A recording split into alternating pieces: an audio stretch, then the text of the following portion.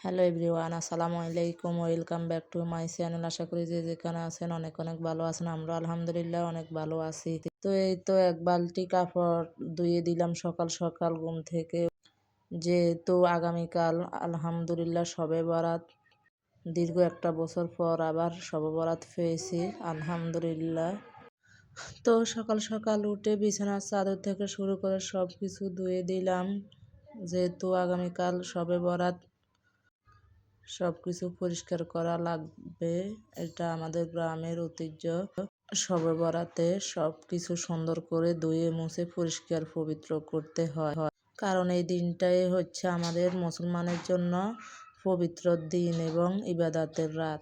কার কার এলাকাতে কিরকম নিয়ম আসলে ওটা আমার জানা নেই, কিন্তু আমাদের গ্রামের আমরা সব সময় এইভাবে নিয়ম মেনে চলি, কারণ যেহেতু আমরা মুসলমান অবশ্যই আমাদেরকে ইসলামের সব খুঁটিনাটি জিনিস মেনে চলতে হবে। কারণ আমরা দুনিয়াতে যতদিন থাকি, যতই কিছু করি না কেন, ইসলাম আমাদের জন্য সর্বশ্রেষ্ঠ একটা ধর্ম, আমরা ওইটা মেনে নিতেই হবে।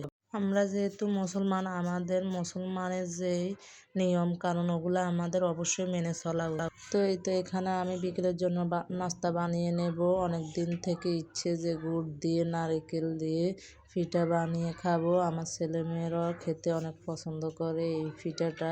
তো আমি প্রতিদিন চেষ্টা করি যে এক এক দিন এক এক রকমের নাস্তা খেতে, কারণ আমারও খুব ভালো লাগে এক এক দিন এক এক রকমের নাস্তা বানাতেও ভালো লাগে, খেতেও ভালো লাগে। তো আমার মতো কার কার এরকম বিভিন্ন ধরনের পিঠা পুলি বানিয়ে খেতে পছন্দ করেন কমেন্টে বলবেন। আর হ্যাঁ, আমি ইউটিউব জগতে নতুন, আমার কথাবার্তা এখনও কিন্তু আমি পুরোপুরি সুন্দরভাবে বলতে পারি না গুছিয়ে। তো আপনারা কেউ আমাকে বাজে কমেন্ট করবেন না। আসলে মানুষ সব কিছু প্রথম থেকে পারে না, একটু একটু করে শেখা লাগে। হয়তো আমিও সবার মতো একদিন ঠিকভাবে সব কিছু বলতে পারবো। তো এই তো কথা বলতে বলতে আমার পিঠাগুলো বানানো শেষ। এখন আমি সব পিঠা তেলে ভাজা করে নেব। তো যেটুকু সময় ফ্রি থাকা যায় আসলে ওই সময় কিছু না কিছু করে খেলে নিজের মনও কিন্তু খুবই ভালো লাগে। আমি কিন্তু যেটা পারি না ওটা কিন্তু একবার হলো চেষ্টা করি পারি কিনা।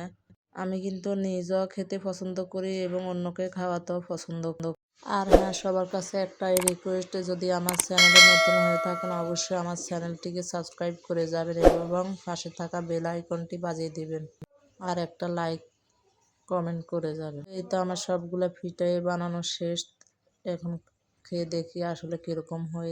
তো আসলে পিঠাগুলো মাশাআল্লাহ খেতে কিন্তু অনেক মজাই লেগেছিল আমার কাছে। তো আজকের ভিডিও এই পর্যন্ত। সবাইকে অনেক অনেক ধন্যবাদ। আল্লাহ হাফেজ।